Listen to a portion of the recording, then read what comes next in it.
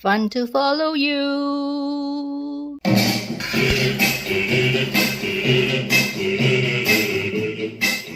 Today I'll be making minced pork shrimp chives dumpling. Before we start, I hope you will click on the subscription button and notification bell to get notified whenever I post new videos to my channel. Thank you everybody for helping to build my channel. So let's get started. The ingredients are minced meat, about 100 grams, but it has been minced. I have prawns about with the shell on is 150 grams. You need to remove the shell afterwards.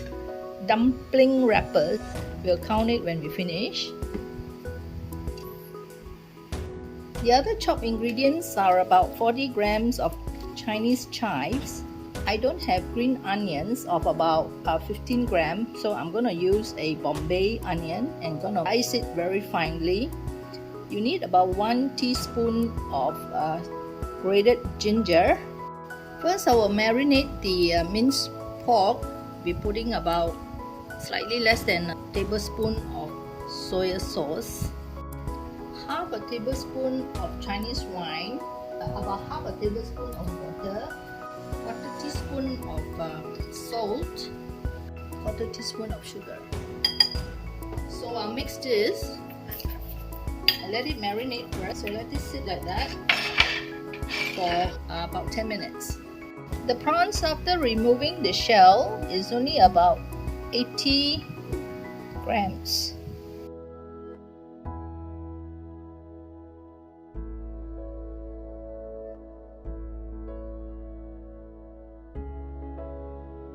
It's roughly paste-like, not all mashed up, but with little bits of prawn meat.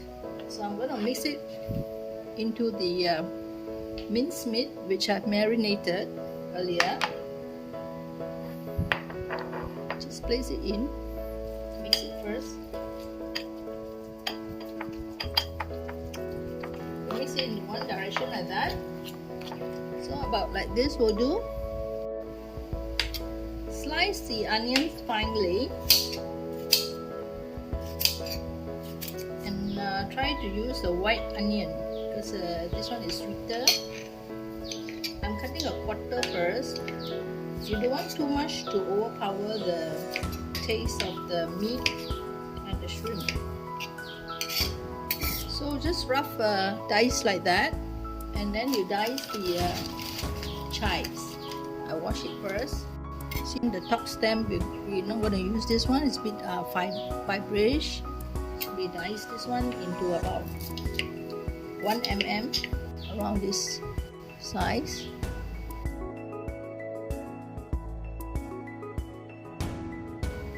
Next, I'm gonna mince the ginger.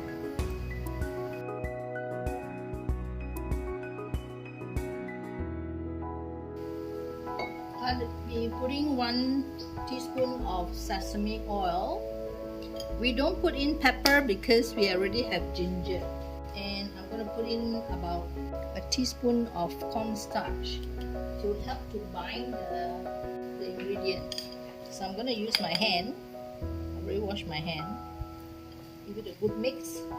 Now if you don't want so much chives, you can cut it half the amount, and you may add in carrot cubes and green peas. I'm ready to wrap now. Right now I'm not sure whether the meat is salty or not, but I think if it's not salty, we can always dip into soy sauce to eat. But if you want to know beforehand, you can always steam a spoonful of meat to ensure that it's the level of saltiness that you wanted.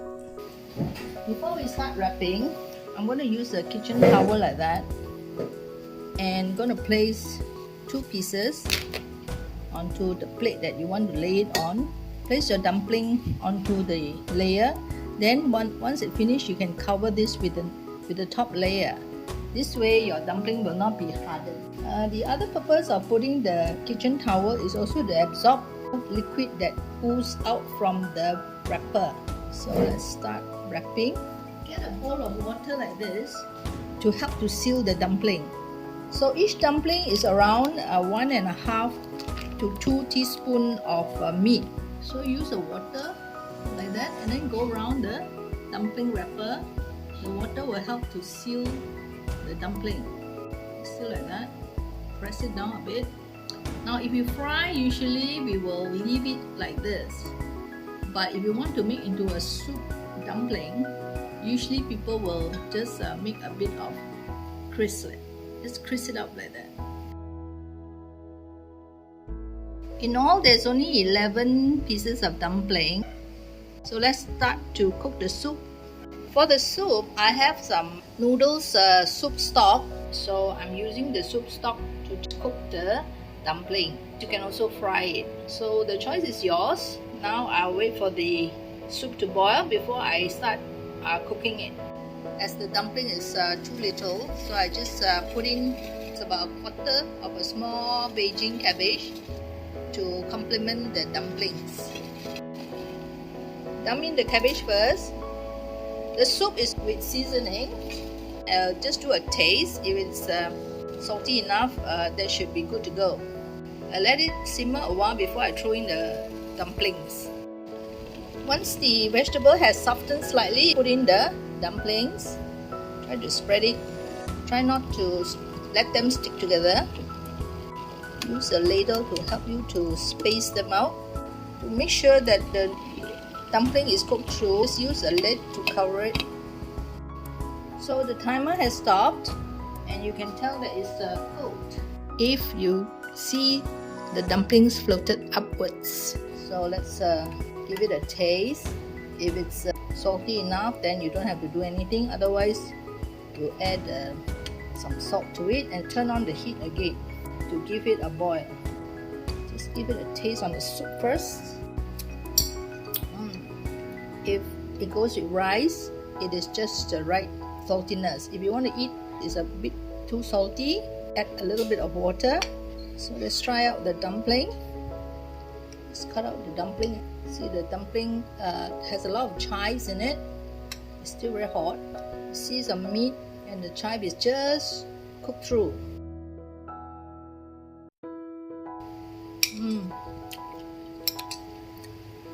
The meat combination tastes like 小笼包.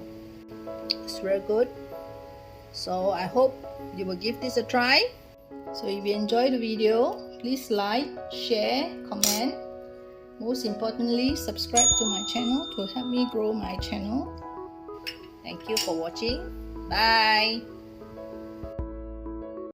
Fun to follow you.